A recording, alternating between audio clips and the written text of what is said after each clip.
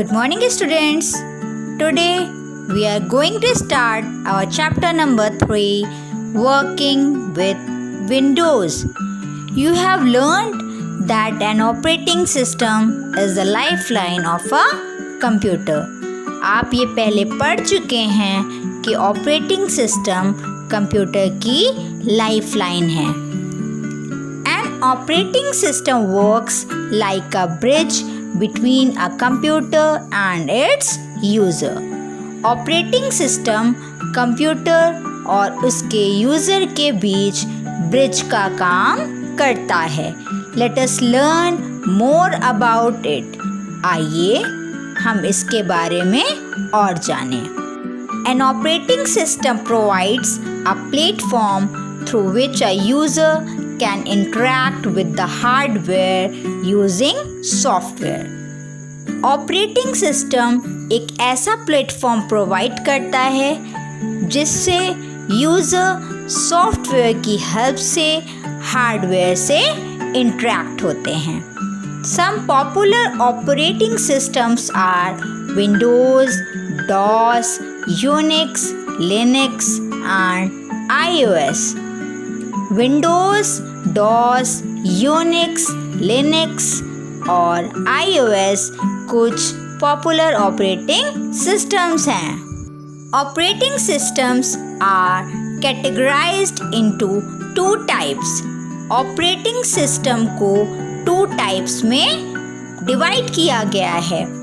First, graphical user interface GUI. Second, character user interface CUI. Microsoft Windows is a graphical user interface GUI based operating system. Microsoft Windows एक graphical user interface है जो कि operating system पर based है. GUI operating system creates a user-friendly environment which allows the user to interact with the computer using graphical symbols like icons, menus and so on. GUI operating system user के लिए एक friendly माहौल create करता है जो user को graphical symbols जैसे icons, menus का यूज़ करके कंप्यूटर के साथ काम करने के लिए अलाउ करता है. Windows is one of the most widely used GUI operating system. Windows सबसे ज़्यादा इस्तेमाल होने वाला GUI ऑपरेटिंग सिस्टम है. Character User Interface CUI operating system lets you interact with the computer by typing commands. Character User Interface operating system command type करके computer के साथ आपको इंटरैक्ट करने देता है. MS-DOS is one of the best example of CUI. MS-DOS CUI का सबसे best example है. InfoBox. Windows 10 is the latest version of Microsoft Windows. Windows 10 Microsoft Windows का सबसे लेटेस्ट वर्जन है. Windows desktop. When you switch on the computer, the Windows operating system automatically starts. जब आप computer का switch on करते हैं तो operating system खुद ब खुद स्टार्ट हो जाता है. The first screen that appears on the computer after booting is known as desktop. Computer on होने के बाद जो सबसे पहली स्क्रीन सामने आती है उसे हम डेस्कटॉप कहते हैं. It contains small graphical symbols known as icons. इस स्क्रीन में छोटे ग्राफिकल सिंबल्स होते हैं जिन्हें आइकन्स कहते हैं और बॉटम में एक लॉन्ग हॉरिजॉन्टल बार होती है जिसे टास्क बार कहते हैं। Start button is the most frequently used button on the desktop. Start button desktop में सबसे ज़्यादा इस्तेमाल होने वाला बटन होता है। Clicking on the start button displays various options in the form of a menu. Start button पे click करने से बहुत सारे ऑप्शंस मेन्यू के फॉर्म में डिस्प्ले हो जाते हैं। Info box. To boot a computer means to load an operating system into the computer's RAM. Computer को बूट करने का मतलब एक ऑपरेटिंग सिस्टम को कंप्यूटर के रैम में लोड करना होता है। Files and folders. Data and information is stored in a computer in the form of files and folders. Computer में डेटा और इंफॉर्मेशन फाइल्स और फोल्डर्स के फॉर्म में स्टोर होता है।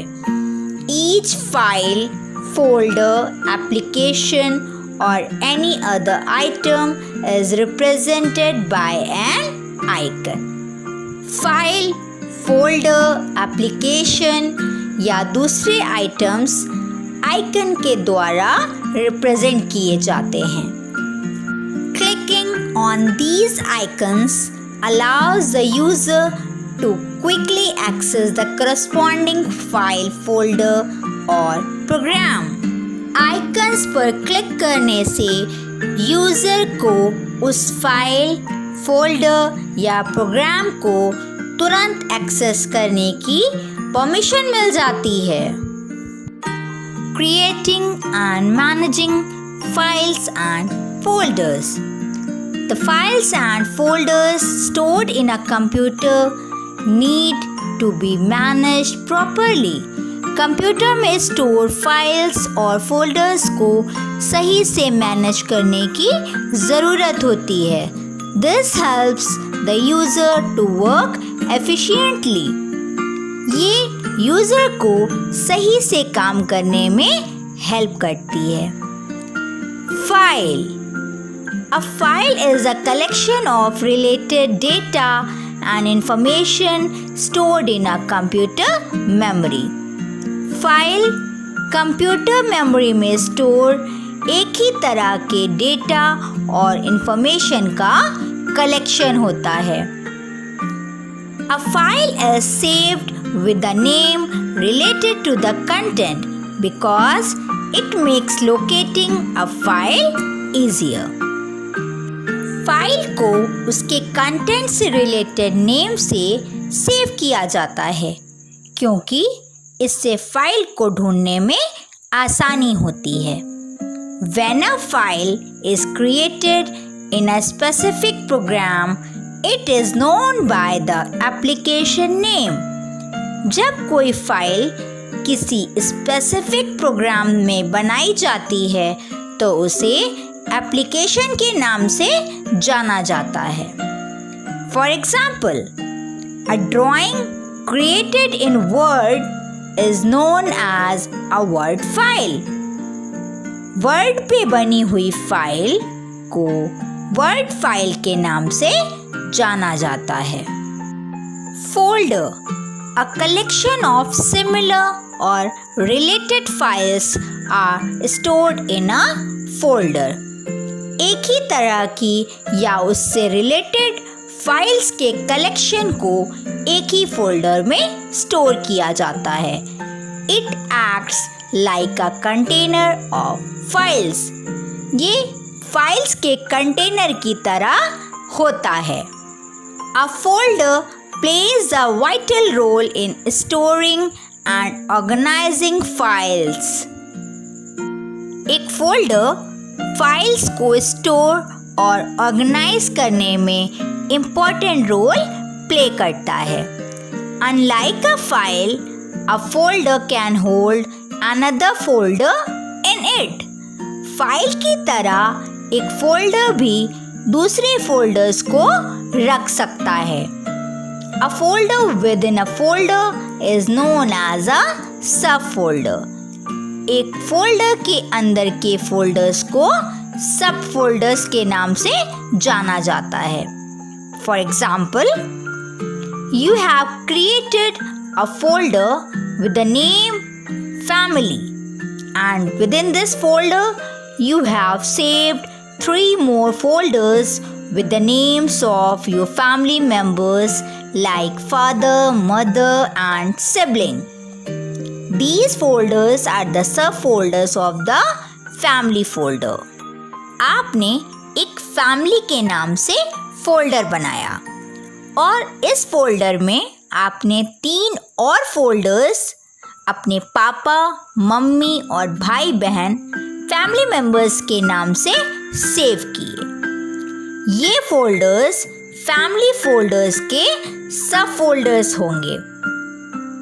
You would have seen the school librarian arrange and manage books on the bookshelves regularly.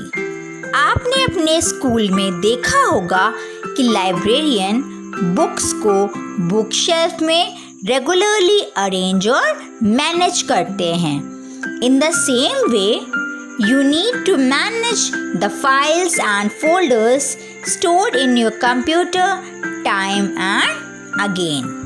उसी तरह हमें भी टाइम टू टाइम अपने कंप्यूटर में स्टोर फाइल्स और फोल्डर्स को मैनेज करने की ज़रूरत होती है। Thank you.